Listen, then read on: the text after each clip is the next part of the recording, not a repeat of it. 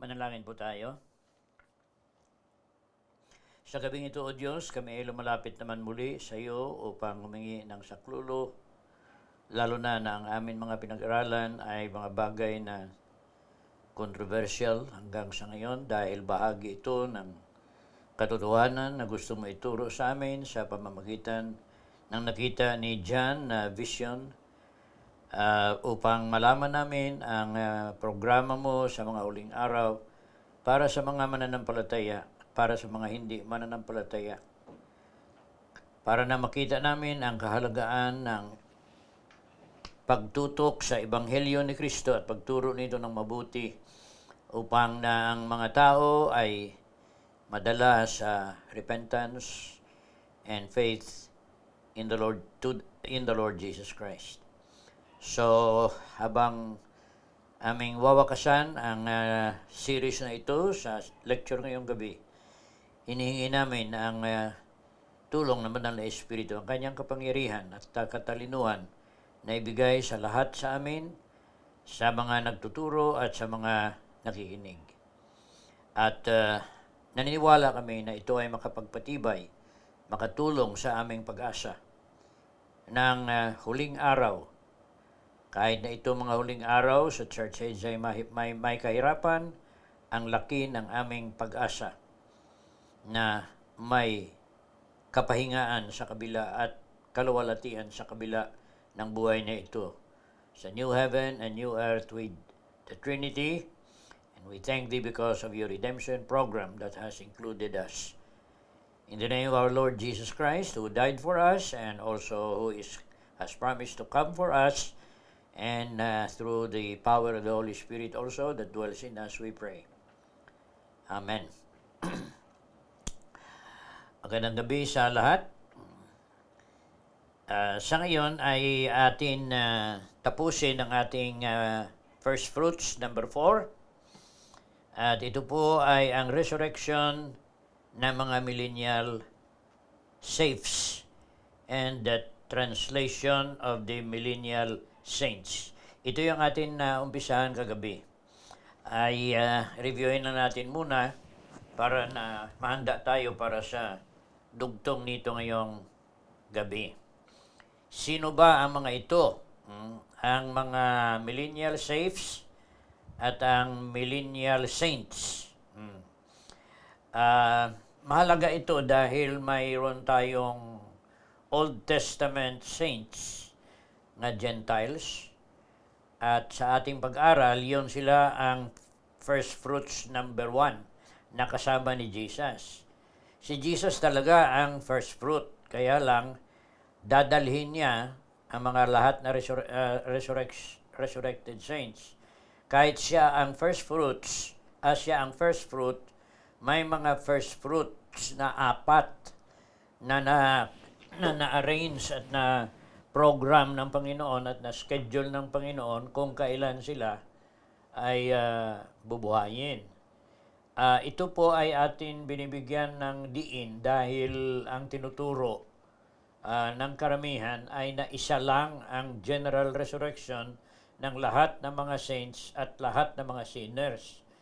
At ang tinutukoy nila dito ay yung Great White Throne Judgment. Yun na daw ang katapusan. Kung sabagay, totoo naman na katapusan doon eh. Yun na paghiwalay to eternity in lake of fire and eternity in the new heaven and new earth. But, ang resurrection ng mga saints at saka saints, ang saints na ito ay yung ating mga inosente na namatay in innocence, na nasakupan din ng grasya at biyaya ng redemption program ng Panginoon.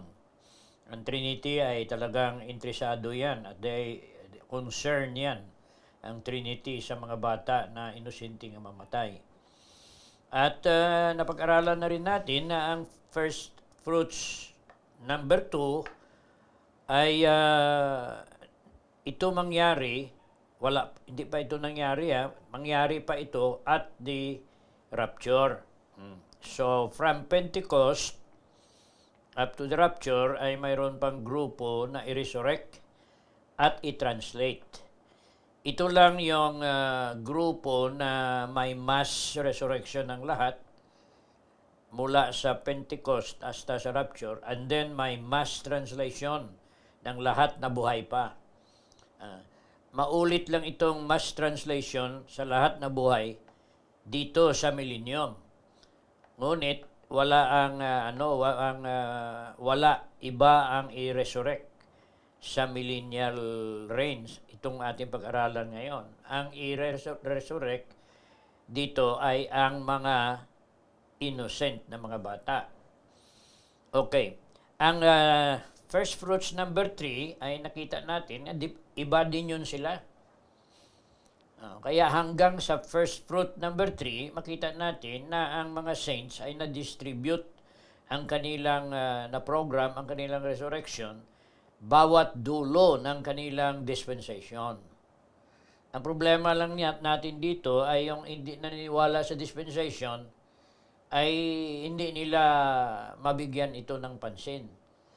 Kasi ang sa kanila, wala dispensation, tuloy-tuloy lang hanggang dulo. Pero klaro naman nakita naman natin. Those of you who are following us, you know that first fruits number 1 were raised in another, in a scheduled. Natapos na yon. Ang first fruits number 2 ay sa rapture pa. Ang first fruits number 3 ay bago mag-Armageddon. At ang katapusan, ang first fruits number 4 is after the millennium. Sinong makasabi na yan ay isa lang? Ang detalye niyan ay talagang tinuro ng Panginoon at sa pamamagitan ng vision na dyan. Huwag naman natin ibaliwala yung programa na pinakilala ng Banal na Espiritu sa vision ni John, because Revelation is the only book that explains that. Kahit na marami na rin ang prophecy tungkol sa millennium at tungkol sa tribulation period, kasi si Daniel has also prophesied that, but only John was used by the Lord to present the tribulation period, the church age, the tribulation period, and the millennial reign together with Prophet Daniel. So dalawa yan sila. At napansin ko na nga yan, sa bawat seminary, ang kurso na Daniel at Revelation ay isa lang yan. Hindi nila iniwala yon. Kung it will take 1 whole year na mag-aral ng Daniel at Revelation, ang nagtuturo usually niyan ay the same professor. At the length of time ay 1 whole year, 2 semester. Kahit na tinuturo ang Daniel sa unang parte, ay tumatalon din sa Revelation para na parang ma-synchronize ang sinasabi ni Daniel at nakita niya sa kanyang vision para sa Israel. At si John naman ay ginamit ng Panginoon para na ma-tie up niya ang program ng Panginoon sa mga Hudyo at sa church. Kasi si Daniel hindi talaga nagbanggit ng programa ng Panginoon para sa church because it was a mystery to him. But for John, Daniel is both history and prophecy para sa Israel. So, kumpleto ang revelation ni John that covers the program of God for Israel from Babylon all the way to the millennium. Si John naman ay cover niya ang programa ng Panginoon para sa Israel mula sa Egypt hanggang sa New Heaven and New Earth. Covered na. Hasta yung church age, tribulation period, at saka yung millennium. Okay, ito yung atin napag-aralan last time. All infants who died in innocence from all dispensations. Yan ang mabuhay. Hindi pa to sila nabuhay in the past first fruits. They did not belong to the category of saints. This group is identified theologically as saints. Hindi sila saints. So, they did not rise with the first fruits number 1, number 2, and number 3. Kasi itong number 1, number 2, at 3, bababa ito lahat sila from the from the throne of God, na resurrected na sila lahat. They come down with Jesus Christ and witness the Armageddon, the battle of Armageddon. But they will not join that. They will be the first liners na parang Red Cross sila. Na ipunin ang lahat na mga iwanan ni Jesus Christ na hindi niya pinatay dahil wala 666. Pag may 666, wala talaga salto yun. Ubusin yan ng Panginoon. At kung may 666, kung wala ka ng 666, ubos ka rin, patay ni Antikristo. And God will allow that. Kasi nobody becomes a saint in the tribulation period without getting his head cut off. Yun ang kanilang daanan doon. Hirap yan. Because they could not reign as kings and priests in the kingdom with Jesus Christ. Pagkatapos, may mabuhay din doon. Kaya lang, hindi resurrection. The Millennium Saints, there is no mention of the resurrection of Millennium Saints at the end of the millennium. Wala. Kahit tingnan natin ang buong Biblia, there is no more schedule for the resurrection of the millennial saints. Only those that are in the place of torment,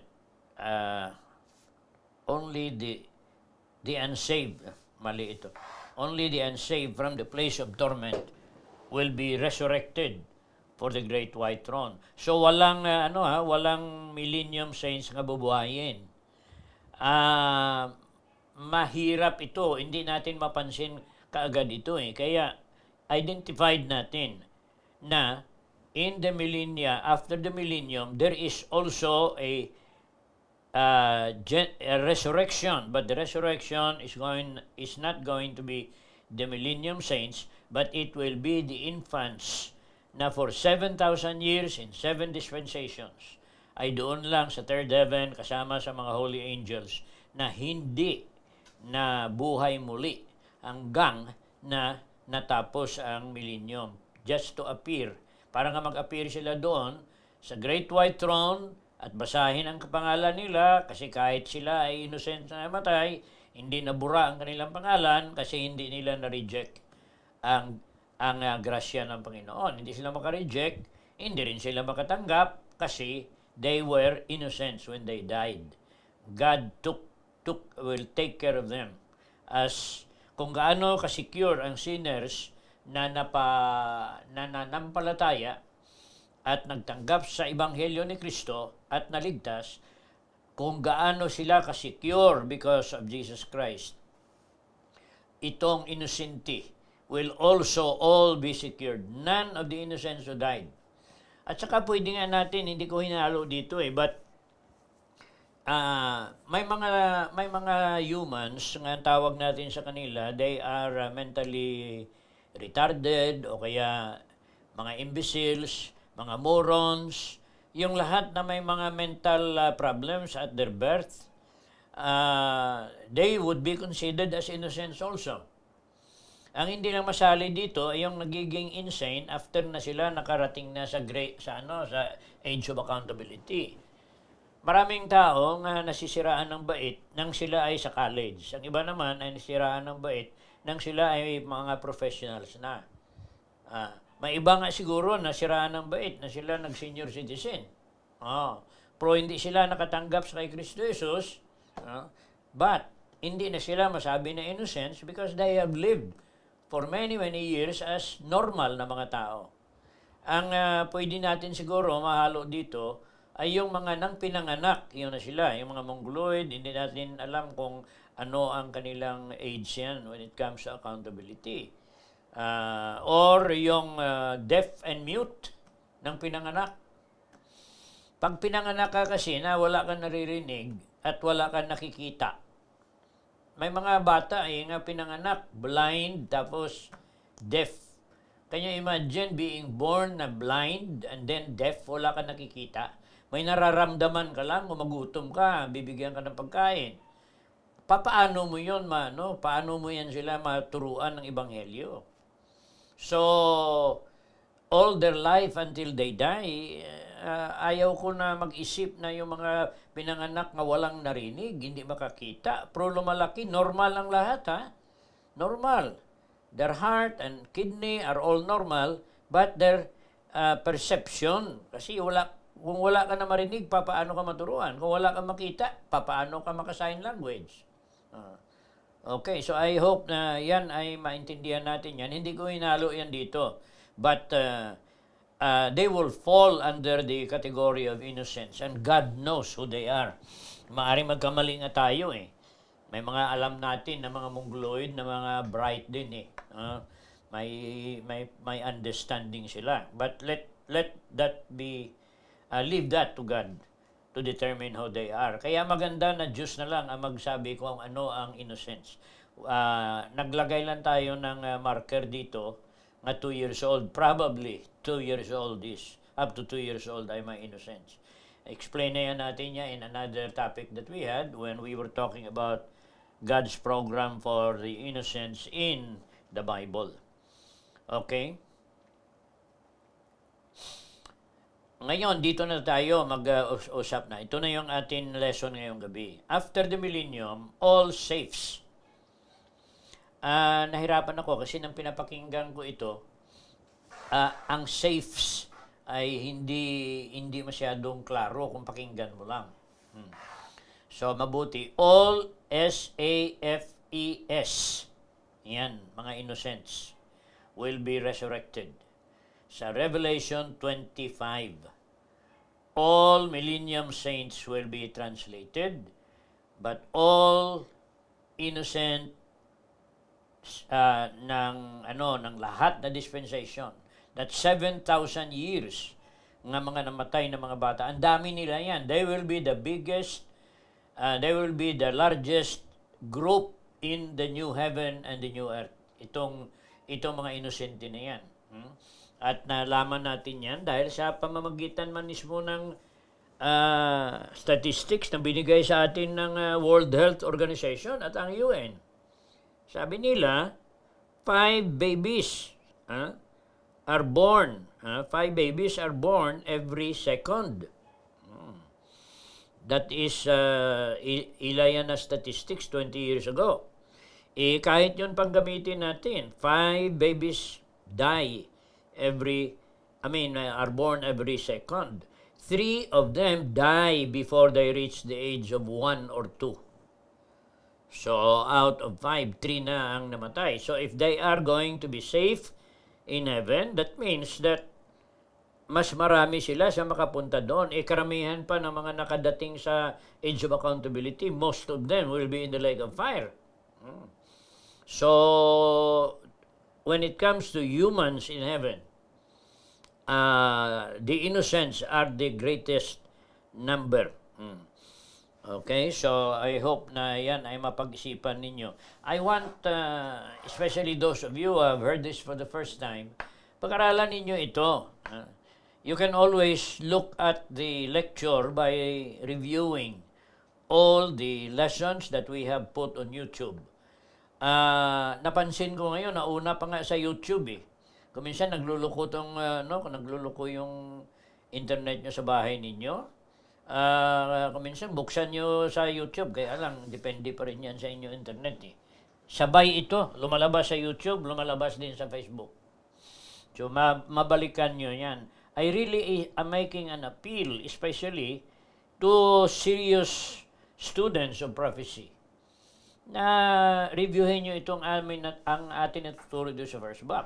And if you find errors in your own study, kasi ito, tinuro sa amin ng Panginoon ito, we did not get this from any commentary. Itong mga pinag-aralan natin ito, we just get it from the Bible. And I will give credit to whoever I can give whenever I see this ahead ng pagturo sa amin ng Panginoon. But itong lalo na itong resurrections na ito, there is nothing, almost nothing nga mga nagadetalye nito. Kasi most of the writers na marami talaga, the most prolific writers of commentators, most of them are not, they do not belong to the dispensational theologians. Most of them are Reformed and therefore they do not believe in the dispensation, neither do they believe in the rapture or the tribulation period or the millennium. So how can you get anything from that kung gamitin mo na lahat na sa Revelation almost, imagine to say that except for the first 3 chapters, everything else is finished already, except for the last 2 chapters. Everything else is already history. That's the preterist view. Ang atin naman is futuristic. Okay. Medyo pinahaba-haba ko ito para na madagdagan ng contents. Dito sa Revelation 25, I want you to notice this because even our group, ako personally had been confused with this. For almost all my pastoral studies, but the rest of the dead lived not again until the 1,000 years were finished. This is the first resurrection. Yan ang nasabi sa King James. We were trying to explain this away na ang this is the first resurrection should go back to verse 4. Kasi yung tatlo ka grupo doon na nag-rise from the dead, yun sila ang first. But itong the rest of the dead live not again until the 1,000 years were finished. Akala natin nito ay yung unbelievers. But ang resurrection ng unbelievers doon sa 11 to 15. Hindi dito sa verse 5. Kasi ang verse 5 sinundan pa nga ng verse 6. Blessed and holy is he that hath part in the first resurrection. Kung ang first resurrection na yan ay sabihin mo na mga unbelievers yun mahirap yan dahil sila on such the second death that no power. So when you join the first resurrection, dito after sang Armageddon, kasi ito after the rest of the dead, after the millennium. So if after the millennium this is the first resurrection, then blessed ito sila because they will not have part in the second death. Hindi sila mabigyan ng second death. But they shall be priests of God and of Christ and shall reign with Him 1,000 years. Now dito, this is very critical. Ang 1, 2, 3 ang mag-reign na priests of God and Jesus Christ. Sila yung ma-resurrect at bababa sa Armageddon. May grupo na hindi pa bababa sa Armageddon kasi hindi pa panahon ng kanilang resurrection. And that is the innocents who will be raised after the millennium. Okay, so we will clarify that as we move along. The first resurrection, 4 groups will not be touched by the second death. 4 ka grupo na iba-iba ang schedule ng kanilang resurrection, pero matawag natin yan na first. Why? Because sabi ni John, ang masali sa first resurrection ay hindi magkaroon ng second death. Now, you do not have to go anywhere else to find that explanation. Dito lang mismo, klaro sa 25 at saka 26 na first resurrection. 4 ito sila na grupo. Now, let's look at it. The first resurrection. Pag sinabi ng first resurrection, na hindi nangahulugan na isa lang yan. Kasi ang first resurrection, party na ang first fruits. At saka ang first fruits yung resurrect. But ang translate are also part of this group. But hindi sila tinatawag, ang na-translate kasi at ang na-rapture ay hindi yan sila nasabing resurrection. But they are also saints. Kaya wag natin iwalayin ang mga na-translate na mga saints na hindi kasali. Kasama na sila sa first resurrection. So all translated saints are also considered part of the first resurrection, but they cannot be called resurrected saints because they were translated. Hindi sila nagbulok hindi na sila nilibing in a twinkling of an eye lang. Okay, are you ready now? Pag-isip-isipan niyo yan, Okay, now we go. Ito yung una. first resurrection. Ito problema ito, hindi pinaniwalaan to ng maraming mga Baptist. Number 1, itong Matthew 27. Okay, the OT Gentile saints. Sinong nalagay doon sa sa Hebrews 11? Ang nalagay doon, Abel. Pagkatapos si Enoch, kaya lang sa translation yan sila Si Abel, si Noe, tapos si Job. Nabanggit doon yan sila bago sa kay Abraham. Kasi si Abraham pala. Abraham was a Gentile. Si Isaac, Gentile din. Si Esau, Gentile din. Sinong Jew o Israel? Si Jacob. Okay. So ang lahat na mga namatay na Gentiles, hindi naman kumpleto 'yun ang listahan sa Hebrews 11 Ang mas kumpleto ay yung sa Book of Life. Okay. But that is already a clear that's a clear passage in scripture sa Matthew. When Christ resurrected, many bodies of the saints arose with him after he rose from the dead. So yan ang unang grupo, the first resurrection. At hindi mo yan masabi na kasama tayo dyan. Hindi, sila lang yun Hindi nga nabanggit dyan ang Old Testament na na saints, kasi doon natin nakita ang Old Testament saints. Doon na sa tribulation, kasama sa mga Jews din doon, ng 144,000. Okay, the second group na resurrect will be the church saints at the rapture. Ito hindi pa nangyari yan. So this is still future. Ang lahat na namatay from Pentecost all the way to the rapture, they will also be resurrected. Then, number 3, Old Testament Jewish saints and all tribulation Gentile and Jewish saints. Ito yun sila, lahat ito sila ay magiging party. OT Jewish saints, sila ni David, sila ni Jacob at lahat. Then all the tribulation saints, ang 144,000, pagkatapos sa mga Gentiles na maligtas doon, buhayin yan sila. So number 3 nga buhayin, they shall be priests of God and shall reign. They will be resurrected before Armageddon. Okay, and then, ang katapusan is the resurrected innocents from all dispensation, not saints, so cannot reign in the millennium. They remain under the altar in heaven and resurrect after 1,000 years. Yun ang sinasabi doon There is no mention that those innocents are resurrected before that. Yun ang kanilang schedule.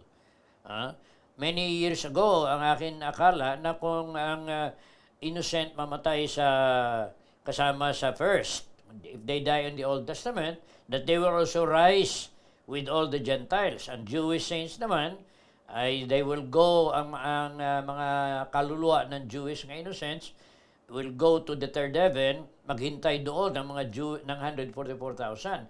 Ang ginawa namin dati ay na bawat end ng isang dispensation na may resurrection, ay sinasama namin ang mga inosente doon. But we don't see that in scriptures. Hindi mo sila katulad nito. Just let me give you just an example. The Old Testament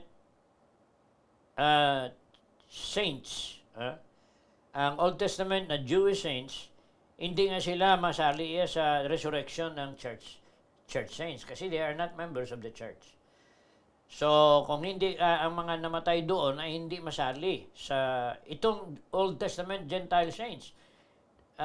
Kung isipin lang natin, bakit hindi na lang yan sila isali na lang sa church? Because they are not members of the church. They belong to the Old Testament. Kung hindi mo yan sila i-resurrect kasama ni Jesus Christ, saan mo sila i-resurrect? Kasi hindi man sila bahagi ng iba.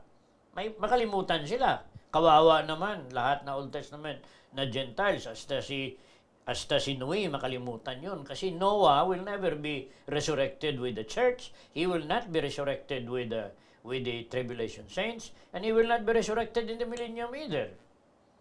Kaya yan lang ay malakas na yan na argument na dapat paniwalaan natin yan na bawat schedule ng Panginoon, mayroon siyang bubuhayin, but he has a distinct identity, ID na binigay sa mga yan. So the resurrected innocents from all dispensations, they cannot reign with Jesus Christ. They remain under the altar in heaven and resurrect after 1,000 years. Ang second death will have no power over them as well. Okay? So, naklaro na yung Revelation 25. Then, at that time, kung ma-resurrect na sila, this will be after the millennium na. Will all unsaved be resurrected from the place of torment? Ang mga innocents will be resurrected. Simultaneous, ang innocent, simultaneous. So, kasama yan sila kasi lahat sila mag-appear sa Great White Throne. Ito pang isang problema natin kasi naturuan tayo ng ating mga pastors dati at mga Bible school teachers. Ang turo nila sa atin at pinanawalaan na rin natin hundreds of years sa mga nakauna sa atin, hindi na daw mag-appear ang saints sa Great White Throne. Tingnan nyo nga ang sitwasyon doon sa Great White Throne. Sabi niya, He will say unto them on the right and on the left. Ang problema, ang Great White Throne ginawa ng maraming mga scholars na nilagay nila yan sa the judgment of the living nation. So nilagay nila yan doon before. Ang sheep daw papasok sa millennium. Ang goats ay itapon sa impyerno. Kailan itapon? Sabay yun sila tapon eh. Welcome, enter thou into the joy of thy Lord, sabi sa sheep. Ang joy of thy Lord, dyan ay hindi yun millennium. Kasi glorious throne na. Jesus is a judge. He is no longer a king and Lord of Lords, a great white throne. Iba yan. And I'd like you to study that. Nagkamali naman ako, ang cast into the fake of fire. Yan, ang resulta ng nagmamadali. Nagiging fake of fire patuloy ang ang lake. Okay. And I saw, ito yung resurrection ng ng lahat na sinners. Hindi yung resurrection doon, the rest will not rise, the rest of the dead will not rise. Hindi ito sila. Ang sa 25 ay yun ang mga inosente. Pagkatapos ito naman ito yung mga sinners galing sa place of torment. And him that sat on it, from whose face the earth and the heaven fled away, and there was found no place for them. Sa katakot nila doon na hindi sila natakot sila. At ito na, I saw the dead, small and great, stand before God, and the books were opened, and another book was opened, which is the book of life, and the dead will be judged out of those things which are written in the books according to their works. Ito at ang Matthew 25:51, 31. Ang Matthew 25 na sinasabi ng maraming mga scholars na judgment yon before the millennium, hindi. That's the same as Matthew 20. Ito yon, Revelation. That's the same judgment. At may ang clue na pinakamaganda doon, let me just quote that. When the Son of Man shall come and sit on the throne of His glory. Kung magdating itong Son of Man, God-man, pag magdating ito at umupo na siya sa kanyang glory, the throne of His glory, with the holy angels. Hindi ba sabi natin kailan bababa yung holy angels? Bababa ang holy angels kasama sa mga inosente na mga kaluluwa. Kailan? Before the millennium? Hindi. After the millennium, bababa yung mga anghel. That's another proof also that the angels did not come down sa Armageddon. They stayed behind. Kasi binabantayan nila yun. They are the guardians of these souls of the innocents. Sabi ni Jesus sa Matthew 18, at nabanggit natin yan dito, do not despise these little ones because heaven is also for them. And their angels are always beholding the face of the Father. O kailan yon? Sa panahon ng millennium, doon silang naiwan sa langit, ang holy angels. And then they come here. Then, like a shepherd, Jesus will be judged. Like a shepherd, ihipahilirahin niya ang mga goat at sheep. It cannot happen in the beginning of the millennium. Because the beginning of the millennium, there will be no angels. And also, the beginning of the millennium, there is no friend of Israel. Lahat ay kalaban ng Israel. Beginning of millennium, pinatay na ng Panginoon lahat ng kalaban ng Israel, lahat ng mga may 666. So how can they enter the millennium? How can they stand there as goat? Because there will be no goats at the end of the millennium. Wala pa. Ang goats siya, doon yan sa Great White Throne. Okay. And the sea gave up the dead, which were in it. Death and hell delivered up the dead which were in them. Ito mga unbelievers lahat yan, Kasi sa Great White Throne na ito wala na ng saint na i-deliver ang sea. Kasi kailan ang saints lahat na resurrect? Before the millennium. Ang lahat na saints siya, buhay na sa millennium lahat. So how can they come out from the sea? Kasi ang hindi pa na-resurrect, the sea gave up the dead which were in it, and death and hell delivered up the dead which were in them. Ano bang death? Ang hell, place of torment, death, physical death, delivered up the dead which were in them, and they were judged, every man according to their works. Ayan, sa Great White Throne yon. Death and hell were cast into the lake of fire. This is the second death. Ang physical death, spiritual death, wala na patawad. Kaya ang lahat na physically dead at saka spiritually dead na hindi napatawad ay ilalagay doon sa impyerno. Kasi ang physical death nabayaran ni Kristo yun for both. Ang spiritual death nabayaran ni Jesus para sa mga mananampalataya. Pero ang spiritual death hindi nabayaran sa mga hindi nagtanggap. So, bayaran talaga nila yan ng linaw ng apoy, the lake of fire. This is the second death.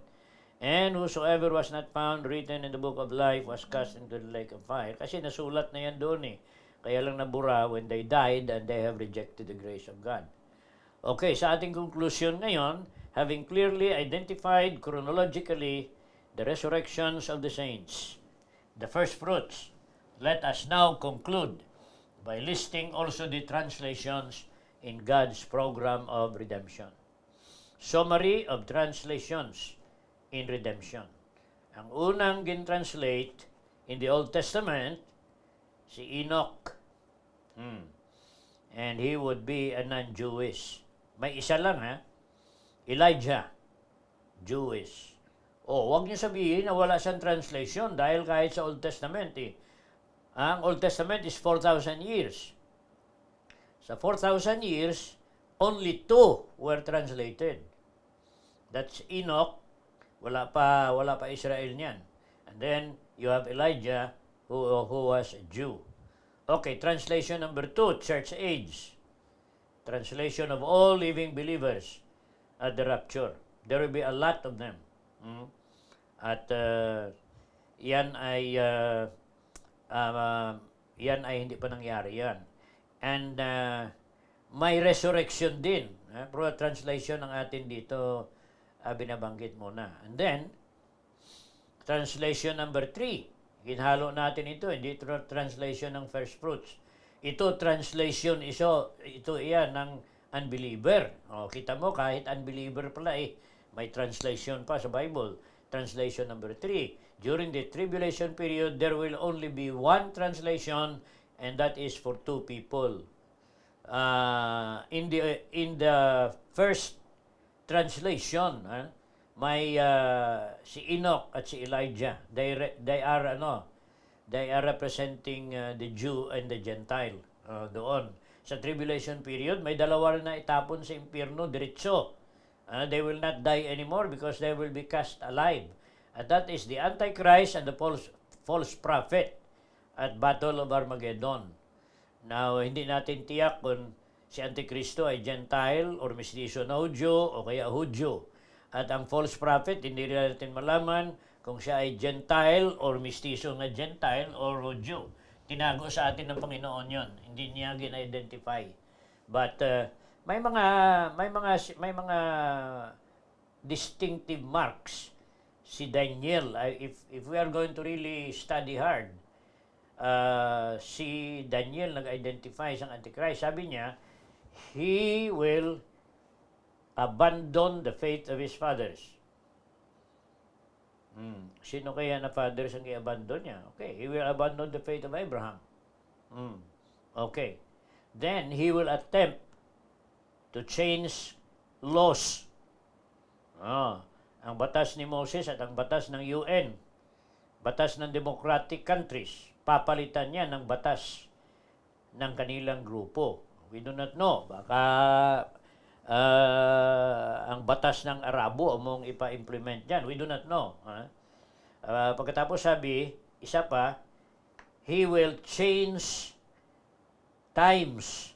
Meaning, he will recommend another calendar, not the Christian calendar. Kasi Christian calendar ang ginagamit natin ngayon Sa tribulation period, iba na kalendaryong gamitin doon. It's 360.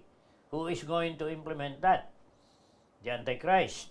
Okay. And then, he will not respect the rights of women. Yan ang identity ni Antikristo. He will not give freedom to women. Anong grupo sa buong mundo ngayon na mga babae kawawa? I let you think about that. Pagkatapos, yan ang meaning ng he will not desire women. Hindi kay bakla. Hindi yan he does not desire, he will not have attraction sa mga babae, kundi ang dyan ay he will not give rights to them. And then the last is he will worship the God of war. In other words, itong Antikristo is a warrior ito. Unlike sa kay Jesus Christ, he is a gracious, merciful God. Benevolent God.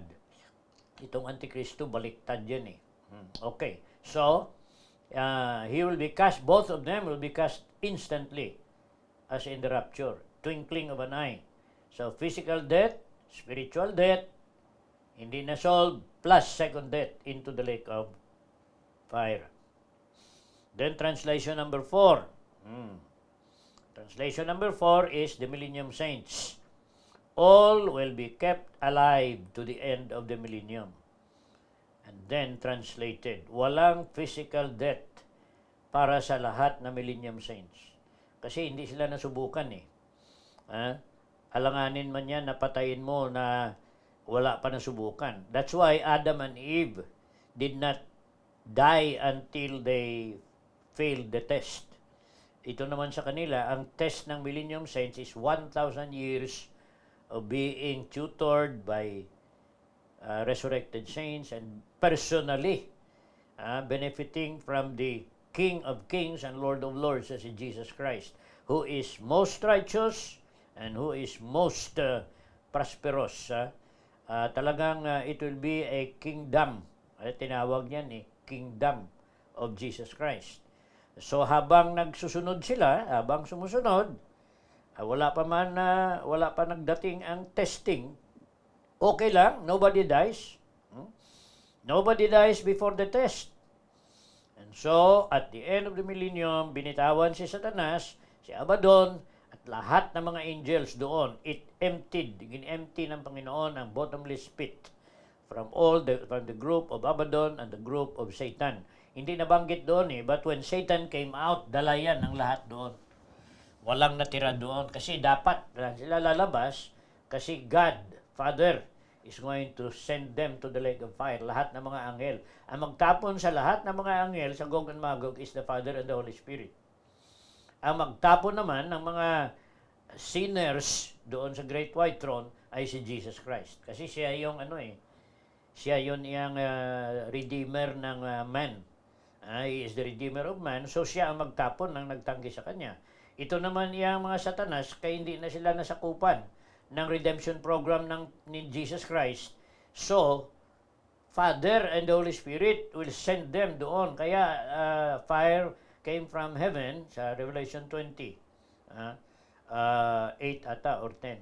Na fire came from heaven and then they were cast. Ang mga tao nasunog, then instantly ay they went to the place of torment and then they resurrected and then appeared at the great white throne. So ang naghatol sa lahat na tao ay si Jesus, no other else. Ang naghatol sa lahat na anghel ay ang Ama. Kasi hindi sila nasakupan niya ng programa ng Panginoon. Okay, so that's it. God bless this study. Amen. I will keep on repeating and studying, reviewing this. I want this to be clear and we will come out with the help of God with another pamphlet na pwede natin ma-print. Wala ko tiwala sa internet lang kasi kung sabihan mo ang tao na makinig sa internet, nakikinig, hindi naman talaga seryoso Kasi tuwing makalimutan mo, lulusot naman ulit. Yan ang problema sa sa internet.